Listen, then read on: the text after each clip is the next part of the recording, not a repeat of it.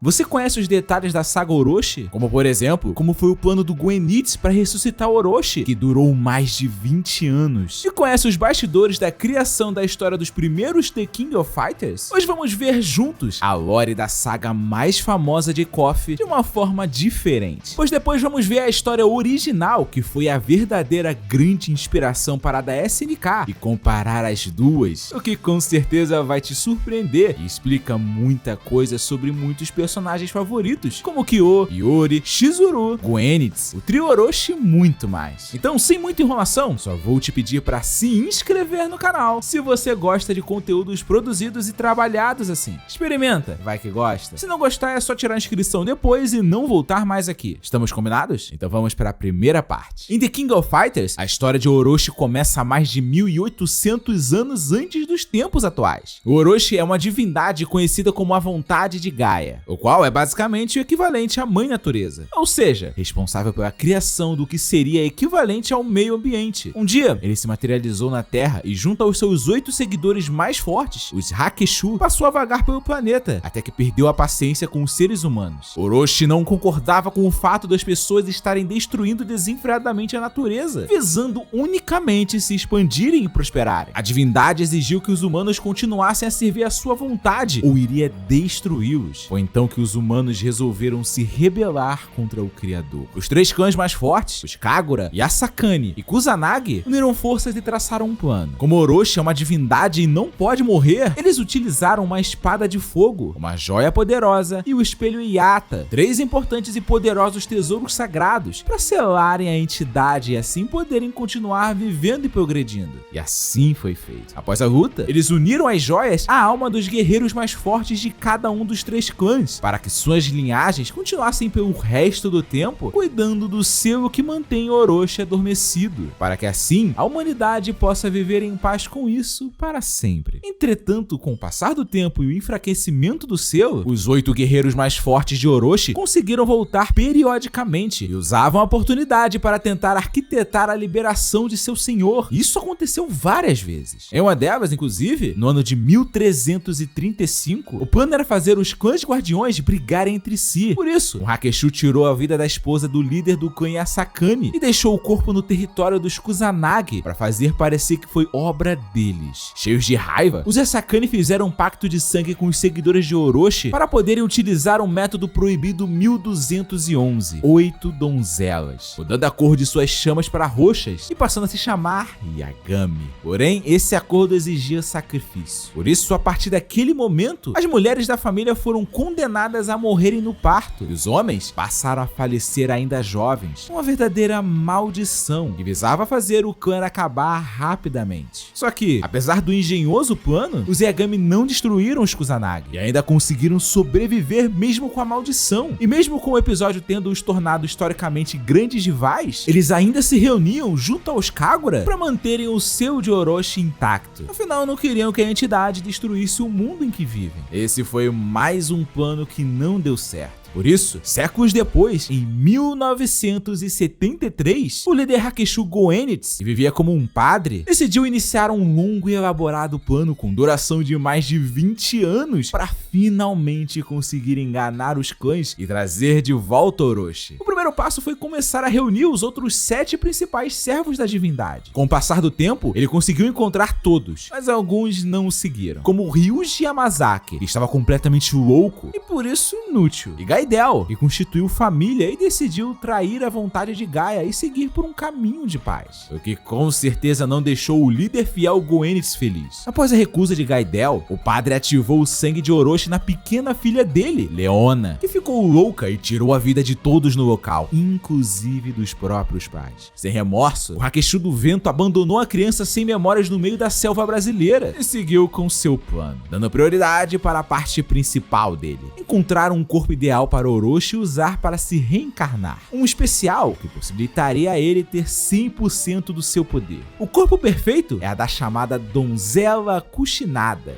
uma linhagem muito antiga de jovens garotas que nasceram para serem sacrificadas. Mas Goenitz ainda não sabia quem seria a descendente da época, e por isso decidiu procurar opções de corpos fortes o suficiente para talvez aguentar uma boa quantidade de poder. Uma dessas opções foi Rugal. Ele já era um grande traficante de armas e drogas, muito poderoso e forte, que utilizava de muita violência e medo para subir ao poder. Mas Goenitz o enfrentou e o derrotou muito facilmente, arrancando-lhe um olho. Mesmo assim, o Hakusho decidiu lhe dar uma fração do poder de Orochi para o vilão sobreviver e, quem sabe, se tornar um hospedeiro para a divindade quando a hora certa chegasse. Com a escalada de poder de Rugal após o encontro com Goenitz e a força que ele já possuía, havia uma chance real de que o traficante pudesse ser realmente usado em ritual. Por isso, Matsuri e Vice, duas outras Hakusho, posteriormente se infiltraram na organização de Rugal para acompanhá-lo de perto. Enquanto isso, o grande líder dos servos de Orochi foi procurar os descendentes dos clãs Kagura, Yagami e Kusanagi da época para atacá-los de surpresa e assim eliminá-los de antemão, evitando que eles se juntem para criar um selo novamente na grande hora. Então, em algum momento na década de 80, Goenitz encontrou o clã Kagura, portador do espelho Yata, e atacou de surpresa a guardiã Maki, que não sobreviveu. Sem um dos tesouros sagrados, ele tinha agora tempo para trabalhar, e com isso o caminho ficou bem mais fácil para a volta de seu Messias. Só que o Rugal estava entediado. Ele convocou torneios de luta, os chamados The King of Fighters, em 1994 e 1995, simplesmente para afagar o próprio ego. Só que ele saiu derrotado em ambos, para Kyo Kusanagi.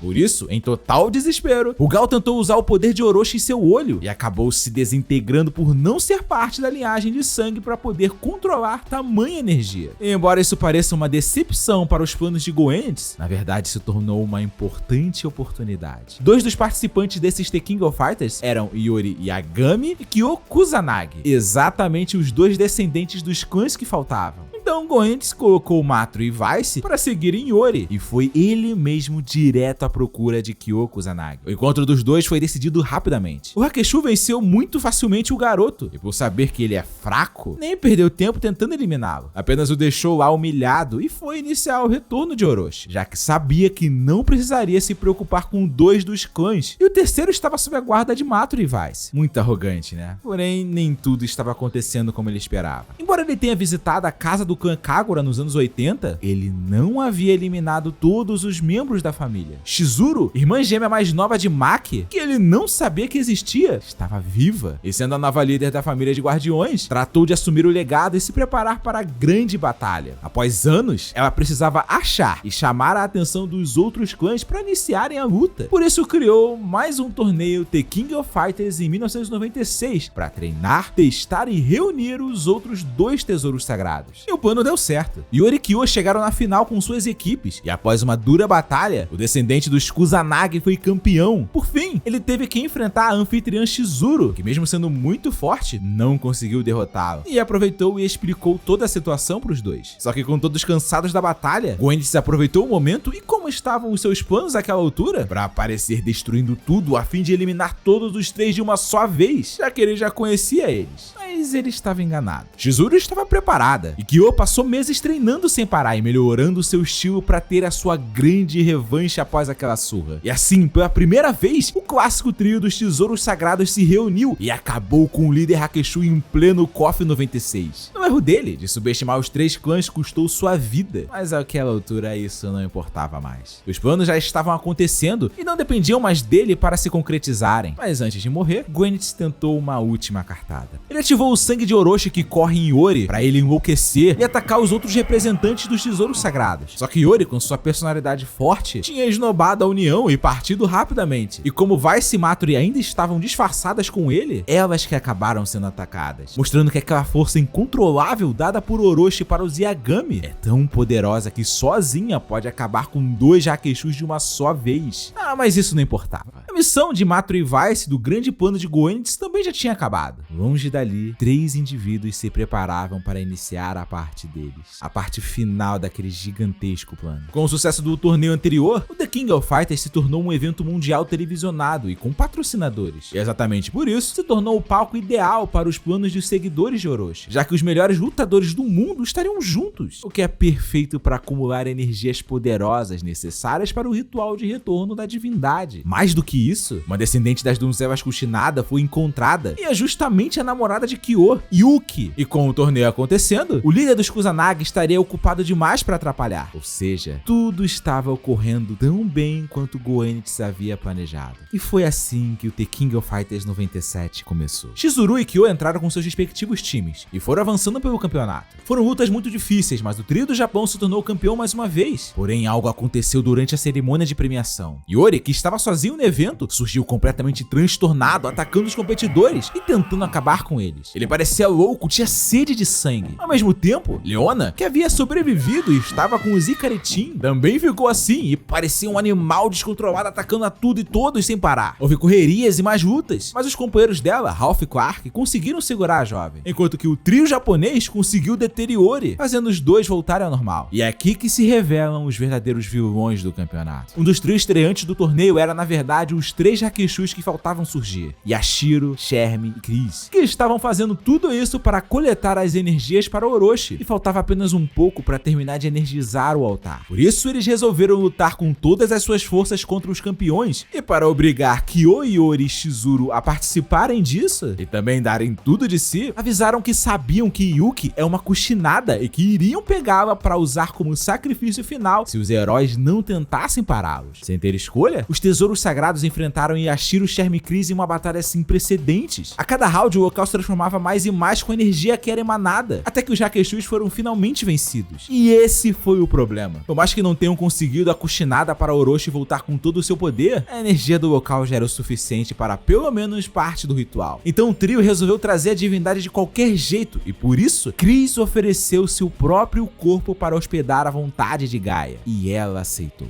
O corpo de Chris passou a mudar, seus cabelos ganharam uma outra cor, seus olhos se tornaram como os de uma serpente. O maior temor de todos aconteceu. Orochi retornou. Aproveitando que a divindade ainda estava se adaptando e não possuía seu poder completo devido ao corpo imperfeito, Kyo, Yori e Chizuru partiram para cima com todas as suas forças para tentar evitar o pior. Cada segundo estava contando, mas não é fácil lutar contra um deus com poder de ler mentes e que possui poderes incompreensíveis. Mesmo assim, os tesouros sagrados não desistiram e estavam determinados. Por isso, percebendo que as coisas não iam bem, Orochi usou sua carta na manga, ativou mais uma vez o sangue amaldiçoado em Yori, o tornou descontrolado novamente e mandou ele atacar os outros líderes Kusanagi e Kagura, mas não deu certo. Yori aprendeu a controlar a fúria e aproveitou todo o poder em seu sangue e agarrou Orochi. É o grande momento. Percebendo a oportunidade, Chizuru começa a preparar o ritual com seu espelho Yata, e Kyo entende a atitude do rival Yori, concentra suas chamas Kusanagi e parte para o golpe final.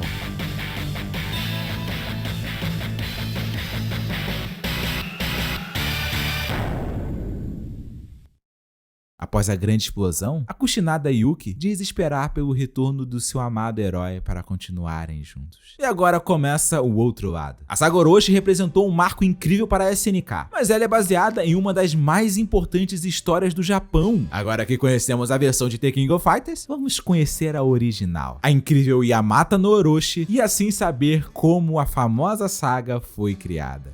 Mas antes eu vou deixar uma coisa bem clara aqui. A história possui muitas versões diferentes para cada pequeno detalhe dela. Então eu tentei unir tudo aqui e resumir tendo a história da SNK como base comparativa para facilitar o entendimento e contando de forma mais simplificada possível para qualquer um poder entender sem problemas. Mas qualquer coisa, tem links na descrição se você quiser saber das variações da que vamos ver agora. Eu recomendo, que é bem legal. Então bora? Só te peço que se você está gostando e ainda não se inscreveu ou deixou o like, essa é uma boa hora. É de graça e nos ajuda muito a continuar. Obrigado a todo mundo que se inscreve, que deixa o like, que apoia sendo membro ou mandando um pix no valor que achar justo pelo vídeo. Vocês são muito importantes e fazem a diferença. Mas vamos lá, vamos começar pelo protagonista. Susanoo era um jovem deus designado por sua mãe a governar os mares, mas ele não queria isso. Ele queria ficar perto da família, o que enfureceu a matriarca divina, que o baniu de seus domínios como punição. Este não foi o único banimento que ele teve devido ao seu comportamento não aceito por aquela, por assim dizer, família divina. Antes de ter que sair daquele reino, ele foi até os céus se despedir de sua irmã, Amaterasu. Porém, ela duvidou de suas intenções por ele não se comportar normalmente como um deus, e por isso não confiou nele de imediato. Revoltado, Susanoo quebrou tudo ali com seu temperamento disruptivo, o que deixou sua irmã muito triste. No fim, ele foi finalmente expulso de lá e passou a vagar por aí. Susanoo e seu jeito largado, porém de bom coração, é o Kyo. Chegando na Terra, ele desceu no Japão, em um lugar onde hoje é a província de Shimane, uma região montanhosa japonesa. E lá encontrou um casal de idosos que estavam muito tristes e chorando muito. Eles contaram que o lugar sofria com Yamata no Orochi, uma serpente divina de tamanho colossal em comparação aos humanos, cujo corpo era coberto por plantas, árvores e outras coisas da natureza. Esse, obviamente, é Orochi. O monstro possuía 8 cabeças, cada uma com habilidades especiais únicas: fogo, água, terra, vento, veneno, trovão, luz e a escuridão do universo, que na adaptação da SNK se tornaram os 8 Hakeshus de Kofi respectivamente: Chris, Gaidel, Yashiro, Goenitsu, Yamazaki, Shermie, Matori e Vice. As peças estão começando a se encaixar, né? Os idosos explicaram que Yamata no Orochi surgiu no local após se tornar mal e exigiu que periodicamente jovens puras, ou seja, adolescentes, fossem oferecidas a ele em sacrifício para seus sangues saciarem sua grande fome. Caso isso não acontecesse, todos naquelas terras seriam mortos e tudo seria destruído. Basicamente igual ao explicado em The King of Fighters 96 e 97. Com isso, as diversas jovens iam sumindo do lugar até sobrar apenas a donzela Kushinada, uma das filhas daqueles 2 idosos que ainda não tinha sido sacrificada. E é por isso que eles estavam chorando. Yamata no Orochi exigia um novo sacrifício, e de jovem só sobrou a bela Kushinada. Essa é a Yuki. Susanoo, com seu bom coração, se ofereceu para acabar com Orochi e pediu aos pais da garota autorização para se relacionar com ela, caso ele tenha êxito em sua missão. Eles dão a bênção e imediatamente o deus banido escondeu a donzela para sua segurança. É aqui que o grande plano começa. Enquanto que o herói se disfarça de um simples servo, os idosos fizeram 8 galões do vinho mais forte que puderam. Quando Yamata no Orochi chegou para exigir o sacrifício da donzela, o suposto servo ofereceu em honra e reverência ao monstro divino o melhor vinho que poderiam lhes dar antes da refeição principal. Ele mostrou os 8 galões de bebida. A serpente enfiou as 8 cabeças e se embebedou sem parar até começar a dormir. Nesse momento, Susanoo se revelou e cortou as cabeças uma por uma com sua espada. Por segurança, continuou retalhando o monstro sem parar. De sua enorme barriga caiu uma linda joia, a Yasakani no Magatama, e uma de suas lágrimas se tornou um espelho, mas em sua cauda tinha algo errado. A poderosa espada de Susanoo se quebrou ao encontrar algo ainda mais forte que ela. Olhando mais fundo, o herói encontrou uma outra grande e poderosa espada ali dentro, que posteriormente recebeu o nome de Kusanagi no Tsurugi, conhecida como a Mata-Dragões, e por isso ele a tomou para si e usou para terminar o serviço. Após salvar a todos, Susanoo voltou até os idosos, tirou a Kushinada de seu esconderijo e deixou ali a joia Yasakani, e deu aquele espelho para a irmã mais nova da donzela, chamada Yata. Em seguida foi até Amaterasu nos céus e, como pedido de desculpas pelo inconveniente anterior, deu a poderosa espada Kusanagi de presente para a irmã, que passou a carregá-la junto dela pelas próximas eras. Posteriormente, Amaterasu deu os 3 tesouros sagrados para o seu neto Ninigi, para que ele os usasse para pacificar o Japão. Os descendentes dele passaram a receber os 3 tesouros sagrados a cada nova geração, como em The King of Fighters, formando o que é conhecido até hoje como a família imperial japonesa. Começando pelo Imperador Jimmu, que segundo os historiadores, viveu em algum momento por volta de 660 a.C.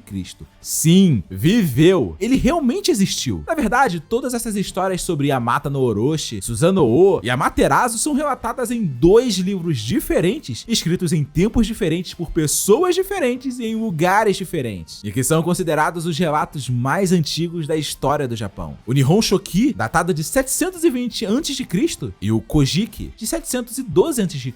Além disso, embora para alguns haja alguma descrença, os 3 tesouros sagrados estão fisicamente guardados nesse momento no Palácio Imperial em Tóquio, segundo o governo japonês, e são considerados parte muito importante da história do Japão. Mas não são só esses os segredos que ligam Yamata no Orochi e The King of Fighters. Por exemplo, os vinhos que seguraram a serpente e ajudaram Susanoo a derrotá-la são referenciados em Iori, não só provavelmente pela cor de suas chamas ou pelo que ele fez no final, mas também em seu golpe super especial adicionado em KOF 97, o método 108 8, 8 copos de vinho, que é composto por 8 rajadas roxas que paralisam o oponente para que ele seja golpeado, exatamente como na história original. Outro exemplo é o tradicional super especial de Kyo, que enche a tela de chamas Kusanagi desde o primeiro The King of Fighters. Este é o Oroshinage, que significa grande cortador de serpentes. Legal, né? Fora de KOF, a história de Orochi vai ainda mais longe. A Capcom, por exemplo, conta no jogo Okami uma história baseada no mito de Orochi, onde a Materazo, representada como um cachorro, luta usando os tesouros sagrados e tem a ajuda de um homem chamado Susanoo. Ela, inclusive, aparece também em Marvel vs Capcom 3, empunhando novamente Kusanagi, Yasakane e o espelho Yata para lutar. Uma forma de, por assim dizer, ter Kyo, Iori e Shizuru nesse importante game.